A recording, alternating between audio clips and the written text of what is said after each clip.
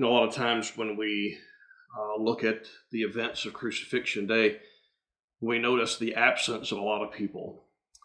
Uh, I've often made mention that of those 12 disciples that Jesus had, by the time we get to the cross, just one of those disciples shows up. And we'll see that disciple in this text that we'll read shortly.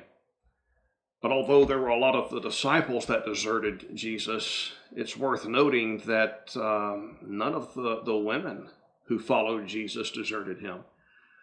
They were more faithful than those disciples.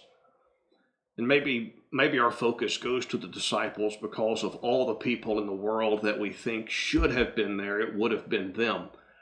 But I think it's a remarkable thing to note that at the cross, there's maybe an absence of disciples that we see leaving their fishing nets, but there's a large presence of women who followed Jesus and who were also disciples of Jesus, who were following him in their words and their deeds.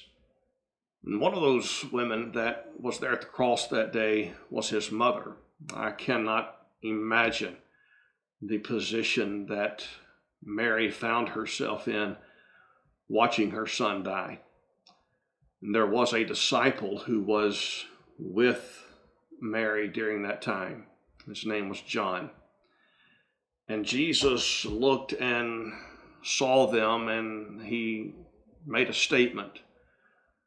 And these are what I would call words of provision that Jesus gives. I'll read them to you from John's Gospel, chapter 19, verses 25 through 27. But standing by the cross of Jesus were his mother and his mother's sister, Mary, the wife of Clopas, and Mary Magdalene.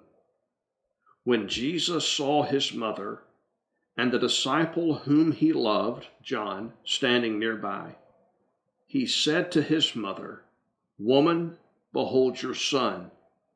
Then he said to the disciple, "Behold your mother." And from that hour the disciple took her to his own home. These are words of provision. Let's set the stage to kind of understand how I come to that conclusion.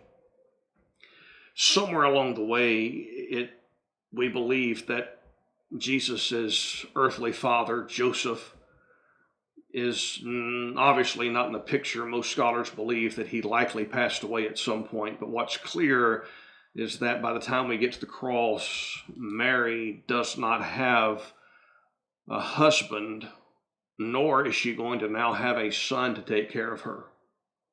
In that culture, obviously, the husband takes care of his wife and provides for her.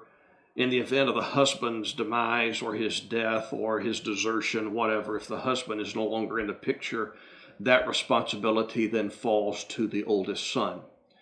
Jesus, from these words, obviously it's clear to me that he had been taking the role of providing for Mary, his mother. But now he realizes that he is about to die. So now who will take care of Mary? Who will provide for the mother of Jesus? And this is when Jesus looks from the cross and he sees his mother, Mary, and he sees the disciple whom he loved, John.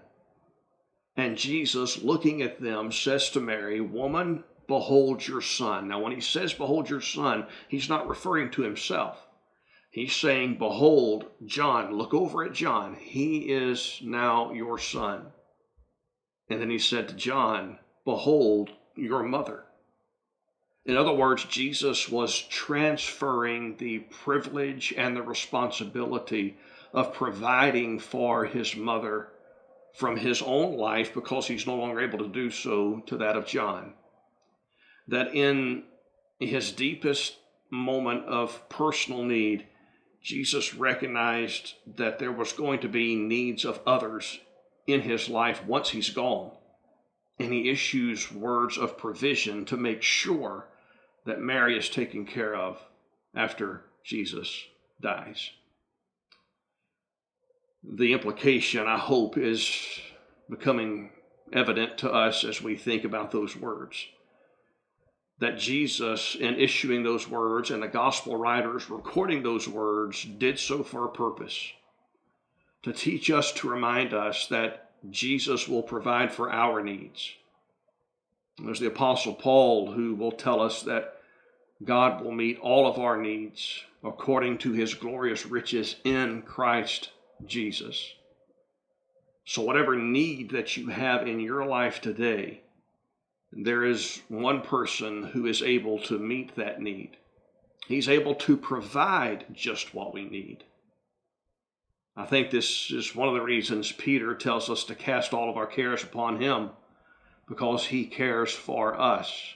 He expressed his care for Mary, his mother, and that care is extended through us as well. As he provides for her, Jesus desires to provide for us today. So whatever needs you have in your life, you can be bold and confident in your approach to the throne of grace to share with God your need, because he desires to provide for you today.